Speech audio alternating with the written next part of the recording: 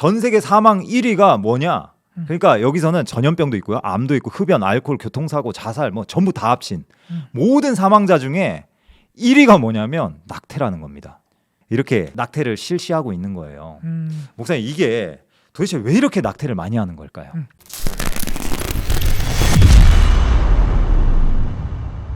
예, 다음 이슈는 네. 요즘 대선 후보자들의 이런 행보나 그리고 뉴스 기사에 관련된 건데요.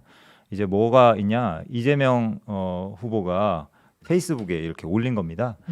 피임과 임신 중지, 건강보험 보장성을 확대하겠습니다. 무슨 말이냐? 낙태에 대해서 이제 어떤 보완책을 제시하겠다라는 대선 후보들의 그런 입장이 많이 나오고 있어요. 이게 무슨 소리인지 우리가 좀 생각해 보면, 대선 후보는 어떤 이슈에 관심이 많냐? 표가 많이 오는 곳에 관심이 많아요. 이 관련된 사람이 많다고 판단이 내려질 때 거기에 대한 어떤 공약을 내걸 수 있죠. 근데 지금 이 낙태 이슈에 대해서 이렇게 이야기가 나오는 거 보면 이 관련된 사람이 상당히 많다는 거를 좀 우리가 볼 수 있을 것 같습니다. 낙태에 대해서 좀 용어를 변경해서 임신 중지라는 표현을 사용해요. 그리스도인에게 이 낙태 관련 이슈는 상당히 많이 예전부터 거론이 된 것 같습니다. 제가 궁금했던 거는 과연 정말로 이 낙태 관련 사람들이 그렇게 많나, 관련자들이. 그런 생각이, 저도 목사님처럼 옛날에 예비군 훈련 갔을 때 예비군 훈련 가가지고 거기에 있는 한 사람이 이제 이미 결혼을 한 상태인데 아이를 지웠다 뭐 얘기 들어본, 그거 말고는 제 주변에 뭐 낙태에 대해서 고민하는 사람이 뭐 들어본 적이 별로 없어가지고 과연 그런가, 이따 찬찬히 뒤에 기사가 또 있습니다. 제가 볼 때 우리 부모님 세대는 많을 것 같은데요. 네, 왜냐하면 둘 만나 잘 기르라, 하나 만나 잘 기르라, 이런 게 국가적 구호였기 때문에 임신 중절 막 교회 사모님들이 끌고 가서 중절시키고 이런 이야기들을 제가 들어본 적이 있어요. 옛날 우리 부모님 세대. 그때는 뭐 오히려 산하 제한이 그 이슈였기 때문에 우리가 몰라서 그렇지 어지간한 부모님들은 다 한 번씩 하지 않았을까. 전 그렇게 추측을 합니다. 자, 그러면은 그건 일단 과연 몇 명인지는 뒤에 조사한 자료들을 좀 살펴보도록 하고요. 제가 여기서 좀 보고자 하는 거는 이 낙태에 대해서 우리가 좀 생각해 볼 필요가 있습니다. 제가 어떤 조건을 우리가 그냥 그리스도인이라면 낙태 절대 안 되는 거지, 하나님 싫어하는 거지, 이렇게 쉽게 얘기할 수가 있어요. 근데 문제는 이런 상황이면 어떨까요? 만약에 목사님도 딸들이 있잖아요. 딸이 3명, 저도 딸이 3명 있습니다. 내 딸이 강간이나 성폭행을 당한 거예요. 그래서 임신이 된 거예요. 그러면은 과연 낙태를 함부로 내가 얘기할 수 있을까? 그건 좀 특별한 경우죠. 이런 극단적인 어떤 제가 하나 조건을 만들어 본 겁니다. 제가 우리 교인들 전체 카톡방에 한번 공유했던 기억이 있는데요. 미국에서는 실제로 그 흑인에게 성폭행을 당해서 임신했던 딸이 그 아이를 자기가 낳아서 키우겠다고 결심을 한 다음에 그 아이를 낳아서 키워서 사회에 큰 방향을 일으켰던 뉴스가 있습니다. 그래서 넌 왜 그렇게 했냐 했더니 나는 크리스찬이라는 거예요. 그렇기 때문에 내 몸에 이런 안 좋은 일이 있었지만 내 뱃속에 있는 그 생명에 대한 주권은 하나님께 있다는 거예요. 그래서 그 여자의 딸이 그걸 결정을 해서 그 아이를 끝내 출산을 하는. 와, 그건 정말 이거는 숭고한 사랑이라고 할 수 있죠. 그야말로 높은 차원이죠. 그리고 우리가 여기 지금 이 내용 글에서도 지금 보고 있지만 특별한 케이스에는 사실 우리 한국에서도 임신 그 낙태를 허용해 오고 있었어요, 이미. 그죠? 예, 그래서 이미 그런 강간이나 뭐 여러 가지 특수한 케이스 경우 이미 허락해 오고 있었는데 거기서 더 한 발 전진하고 진보라고 하면서 나가가지고 이제는 뭐 34주 6주 된 그 사람이랑 별반 없는 애를 갖다가 그 이전에 태어난 애도 지금 인큐베이터에서 우리가 키워서 살려내지 않습니까? 그런 아이들까지도 죽여도 이제는 범법이 되지 않는 그 산모의 인권은 생각하면서 태아의 생명권은 무시하는 이런 것들은 우리가 상당히 굉장히 좀 문제가 있다. 그런 생각이 들어요. 물론 우리가 그 여자분처럼 고차원적으로 내가 낳겠다. 다 그렇게 하라고 강제할 수는 없습니다. 하지만 진지하게 생각을 해볼 수 있다는 것이죠. 뭐 나와서 입양을 보낼 수도 있고 뭐 다른 어떤 방법들을 우리가 기독교인들이 모색을 하지 않으면 이것은 악순환을 끊을 수가 없다. 지금 1년에 뭐 한 50만 명 이상 낙태아들이 죽어가고 있거든요. 우리 출산율 해봐야 21만 건밖에 안 돼요. 그거의 두세 배입니다. 이것만 막아도 저출산 해결할 수 있어요. 근데 정치인들이 뭐 그런 멋진 말 만들어내가지고 입에 그 기름 바른 얘기하면 안 되겠죠. 저도 저희 첫째 아이가 인큐베이터에 한 3주 있었어요. 그게 몇 주째 태어난 거죠?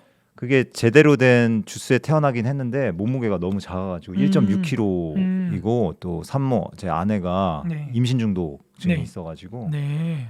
그때 목사님도 아마 출산을 많이 경험해 보셨지만 그 아내 여성의 출산의 고통과 그 또 이제 산후조리의 그 고통의 과정을 네. 너무나 잘 알고 있지 예, 않습니까?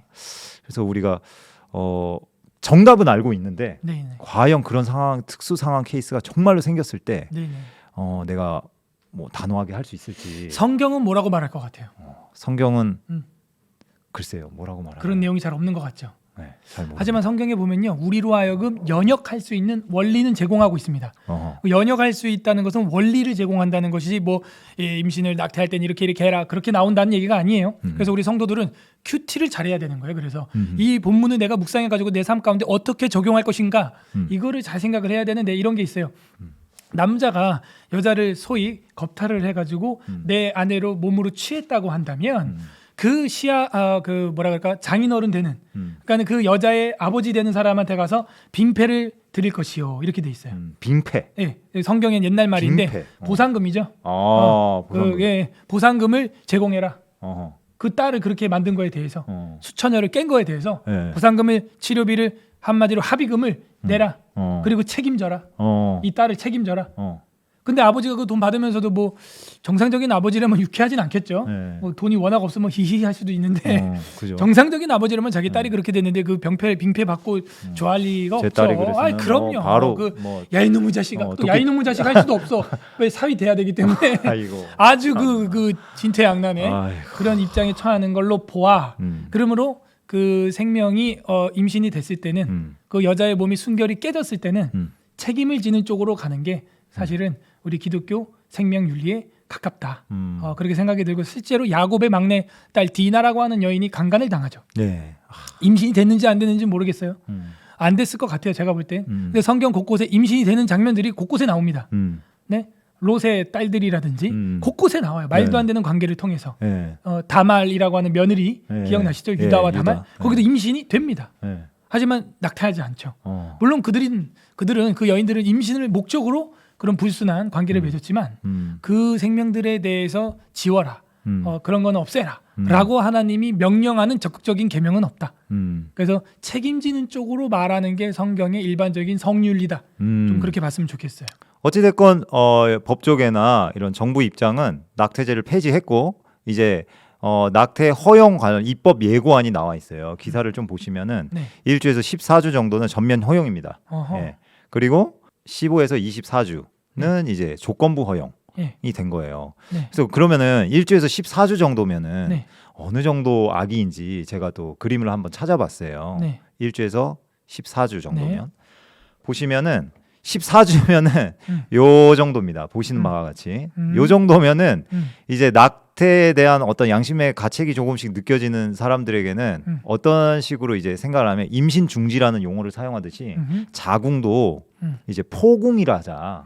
자 아들 자자 하지 말고 아들도 딸도 낳을 수 있으니까 세포가 거기서 자라나니까 세포 포궁으로 해서 세포가 이 안에서 자라나서 결국 아기는 된다. 야. 세포가 자라나니까 암세포가 생길 때 암세포 떼어내지 않냐. 네. 원치 않는 세포가 내 몸에 들어 있을 때 그러니까 그 세포를 떼어낼 수 있다라는 쪽으로 이제 접근을 하는 거예요. 야, 그럼 이거 사람으로 안 보네. 그죠? 세포로 보네. 예, 14주까지는 이제 세포다. 이건 이 아들 딸도 참. 보이지 않는 거 아니냐. 요건 세포니까 세포를 떼어내는 거다. 참 머리도 너무 악하게 잘 돌아간다. 예. 그런 식으로 이제 접근을 하는 것 같아요. 14주까지는 이거 어떻게 보이세요? 이게 사람이 아닌 걸로 보이나요? 누가 봐도 사람이고 여기 9주만 돼도 눈, 예. 코, 입 다 있습니다. 예, 예. 예. 그래서 이 14주까지는 전면 허용이고 이제 24주까지는 이제 조건부로 허용하겠다라는 입법 예고안이 이제 이렇게 나와 있어요. 심각하죠. 심각한. 그래서 이게 지금 사회의 이 방향성으로 지금 낙태에 대한 사회의 반응이에요.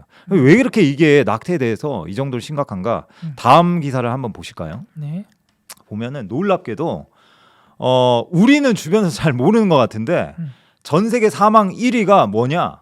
그러니까 여기서는 전염병도 있고요, 암도 있고, 흡연, 알코올, 교통사고, 자살 뭐 전부 다 합친 모든 사망자 중에 1위가 뭐냐면 낙태라는 겁니다. 심각합니다. 이거 네. 회개해야 돼요, 예. 진짜. 목사님 혹시 알고 계셨어요? 아, 저도 오늘 기사 보고 알았네. 예. 전 세계 사망 1위가 낙태인데 1년에 4,260만 건. 예. 어마어마하죠. 그럼 대한민국이 죽네요, 1년에 하나씩. 예. 대한민국을 살육하네, 그냥 학살하네. 예, 그 정도인 겁니다. 지금 이게 그러면 국내는 어떤가? 국내 연 5만 건 추정이에요. 연 5만 건 추정. 5만 건밖에 안 된다고? 에이. 이게 제가 조사를 딱 해보니까 이제 보건복지부나 뭐 대한 뭐 그 산부인과 협회 다 통계 자료가 조금씩 달라요. 네. 근데 변함없이 한 가지 팩트는 사망 원인 1위는 맞다. 사망 원인 1위.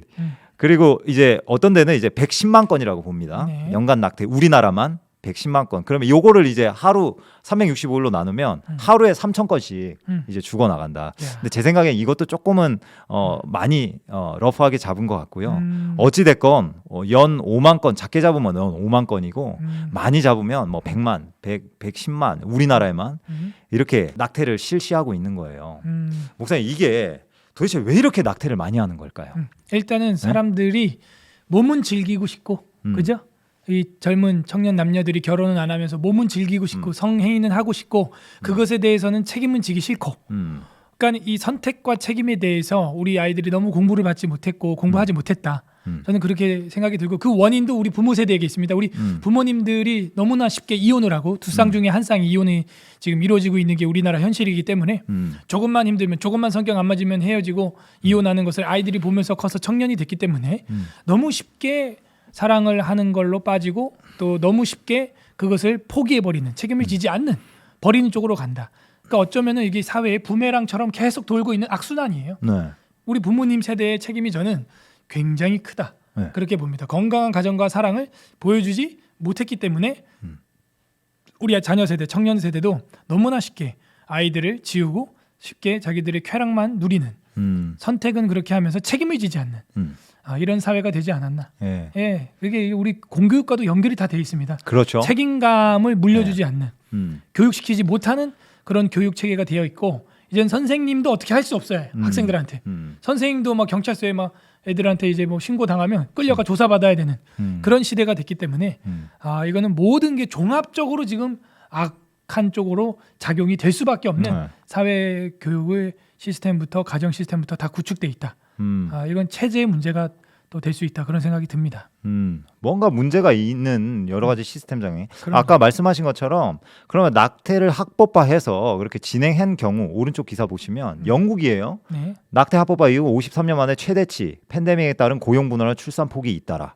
그러니까 낙태가 합법화되고 환경이 조성되니까 그러니까 환경이 조성됐다는 건 이제 고용의 어려움, 경제적인 어려움 이 두 가지가 딱 맞물려 들어가면 출산 폭이 낙태가 급진적으로 증가한다는 거예요.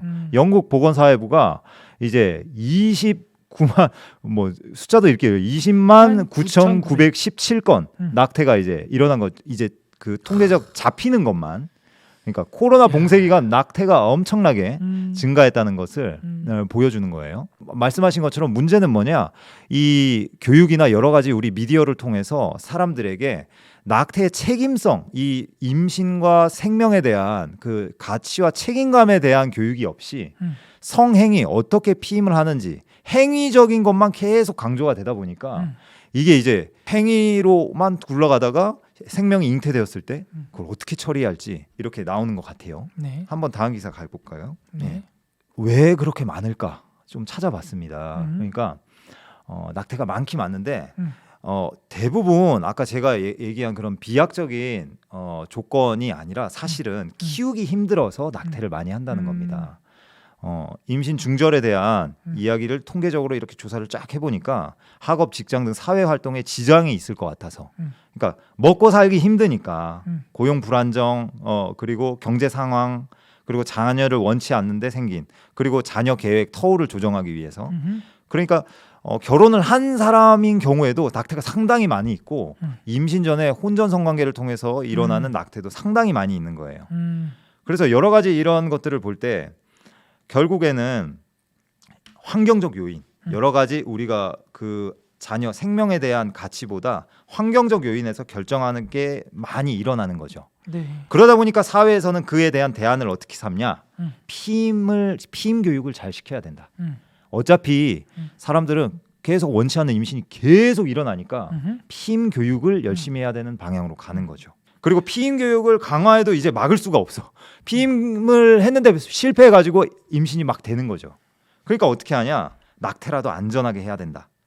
요렇게 이제 생각의 전개가 일어나는 겁니다. 피임 교육이 뭐 실패라는 걸 얘기를 하고 있네. 네. 앞에서 피임 교육이 안 되니까는 어쩔 수 없이 낙태라도 지금 허용해야 된다. 그죠.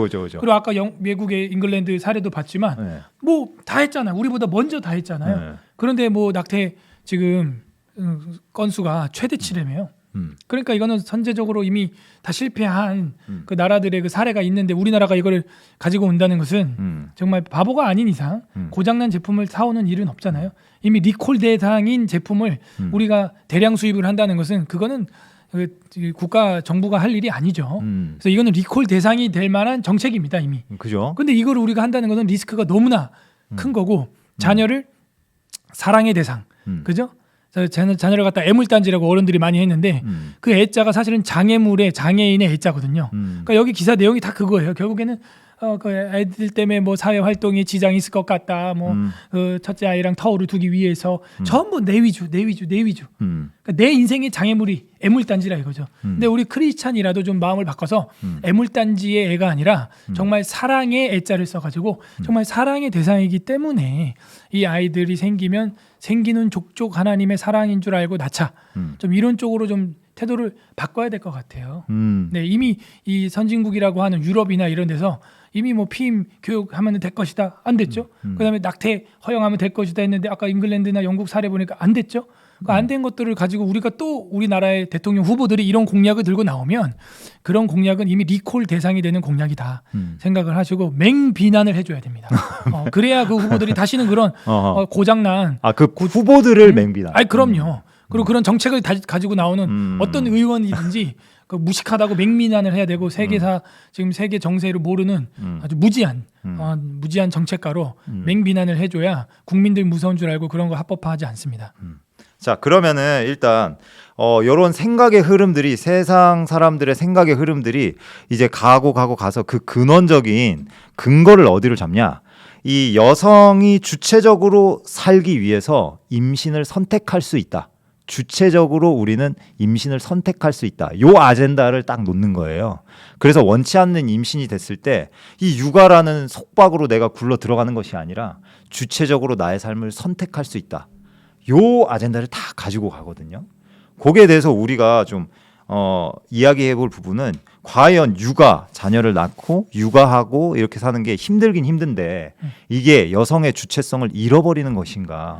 경력이 단절되고 애만 보는 것이 정말 우리에게 주체성을 잃어버리는 나의 인생, 나의 삶을 잃어버리는 것인가?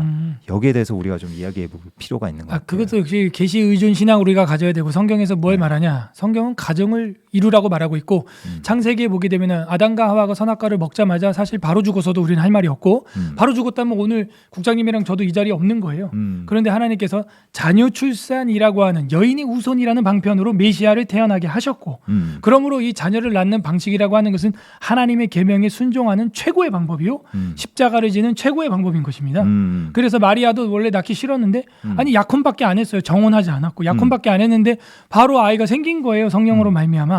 그런데 사실은 그거야말로 낙태를 해도 사실은 될 일 아닙니까? 자기 남편도 없이 생겼다고 누명을 씌 수가 있잖아요.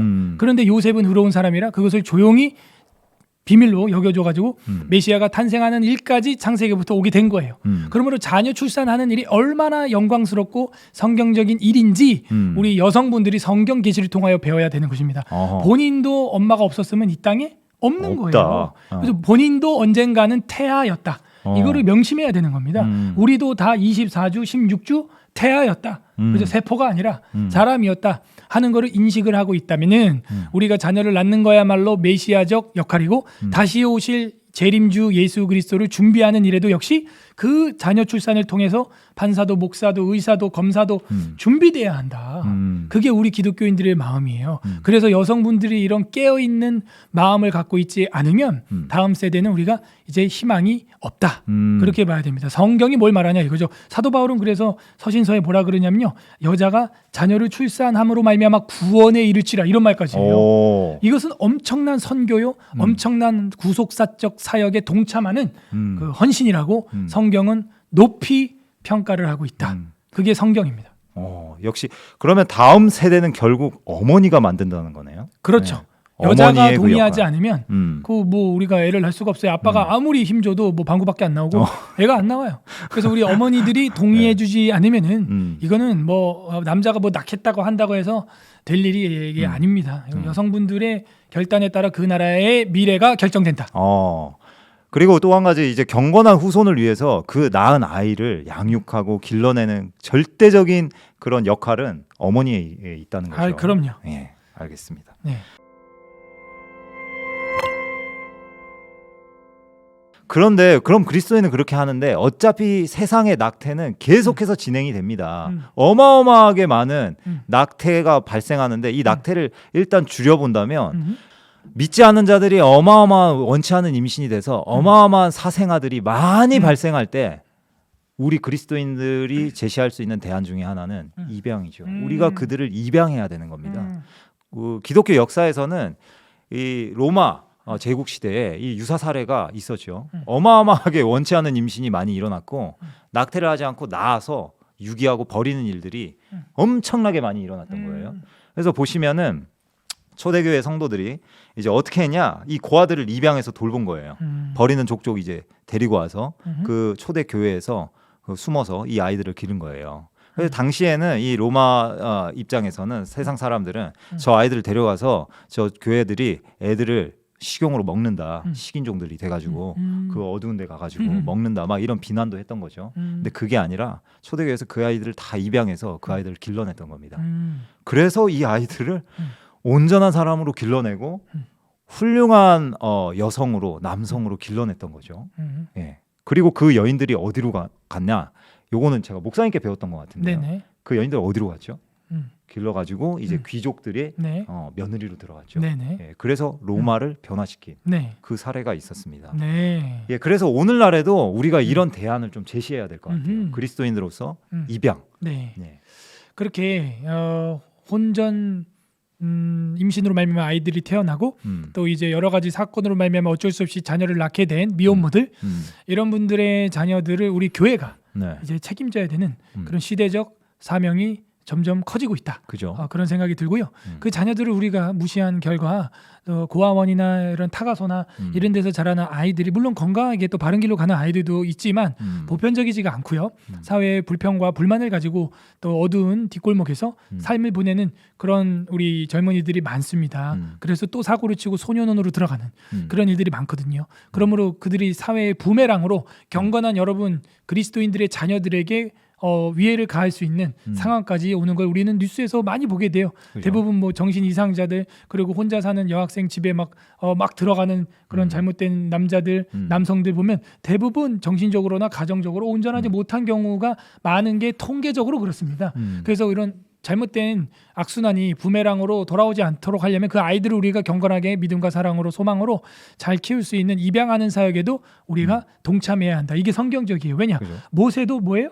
입양됐잖아요. 사도 바울도 뭐라 그래요? 우리도 양자됨. 그래서 우리 웨스트민스터 신앙고백서에도 양자됨, 입양됨이라고 하는 교리가 있어요. 저랑 우리 국장님도 원래는 이스라엘 사람이 아니잖아요. 그렇죠. 근데 우리가 정말 영적인 이스라엘로 입양이 되었습니다. 맞습니다. 그러면 우리가 영적으로 벌써 구원받은 입양아가 됐다는 거, 양자되었다는 것을 우리 기독교인들이 뼈저리게 느끼고 그리고 우리 밖에 지금 방황하고 있는 또 타가소나 위탁소에서 이렇게 혼자 외롭게 하루하루 보내고 있는 우리 어린 생명들을 입양하는 일에도 앞장서서 교회가 입양 생명부 이런 걸 만들어 가지고 입양하는 가정에는 매월 얼마 지급하고 도와주고 이런 일을 선교적 차원에서 논문도 이런 게 제 동기들이 썼어요.